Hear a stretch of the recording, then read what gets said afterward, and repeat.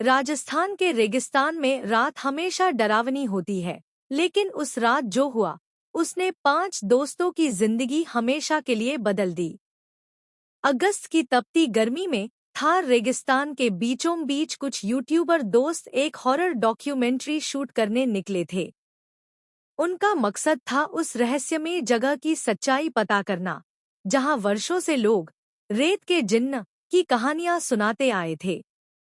गांव वालों का कहना था कि जब भी रेगिस्तान में आधी रात को तूफान उठता है, रेत के बीच से एक काली आकृति दिखाई देती है, जो इंसानों को अपने साथ ले जाती है। किसी ने उसे करीब से नहीं देखा था, क्योंकि जो भी देखने गया वो कभी वापस नहीं लौटा।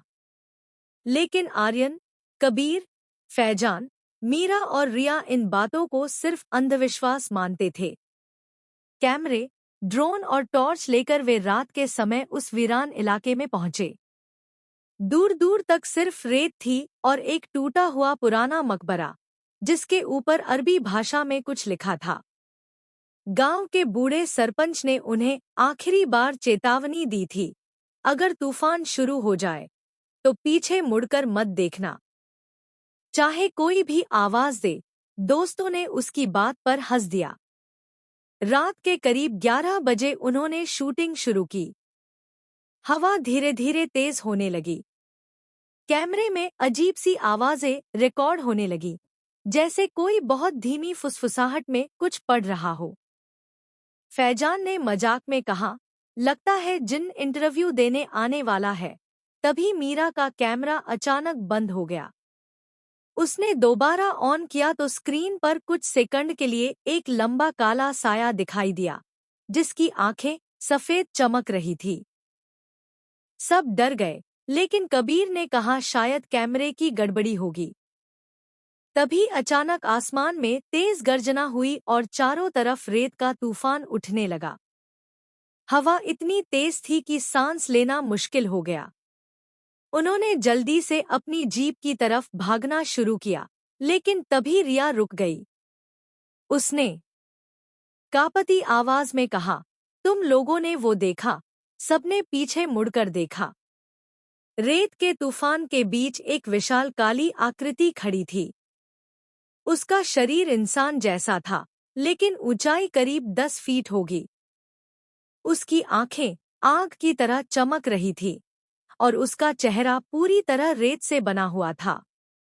वह धीरे धीरे उनकी तरफ बढ़ रहा था। हवा में अचानक अजीब सी बदबू फैल गई, जैसे कुछ जल रहा हो। आर्यन ने चिल्लाकर कहा, भागो। वे सब जीप की तरफ। फैजान अचानक गायब हो गया। सिर्फ उसकी चीख सुनाई दी, मुझे बचाओ।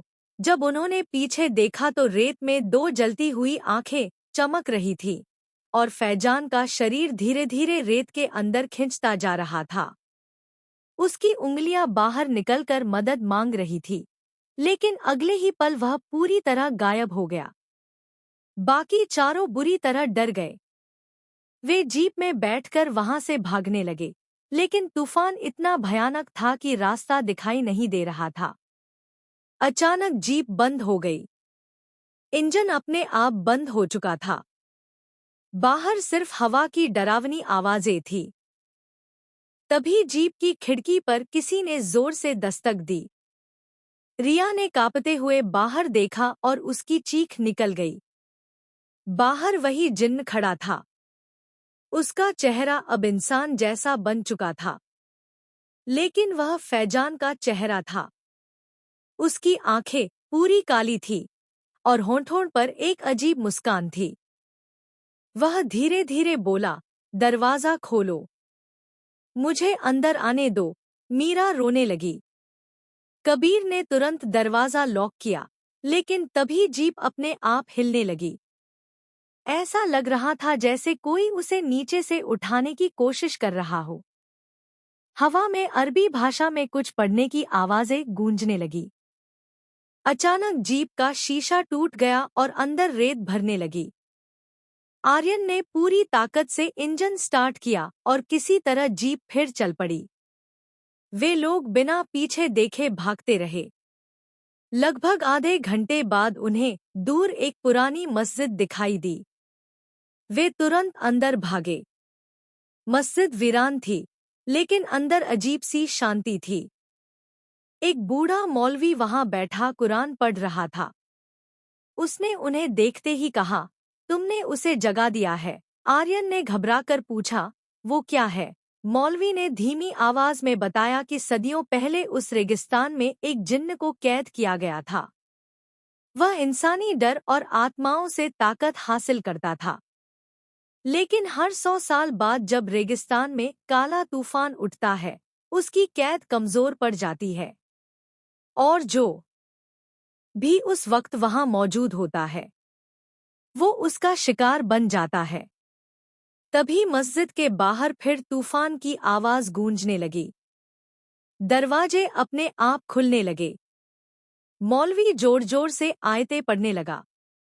बाहर से फैजान की आवाज आई, आर्यन, मुझे बचा लो। रिया रोने लगी, लेकिन मौलवी चिल्लाया, उसकी आवाज मत सुनो।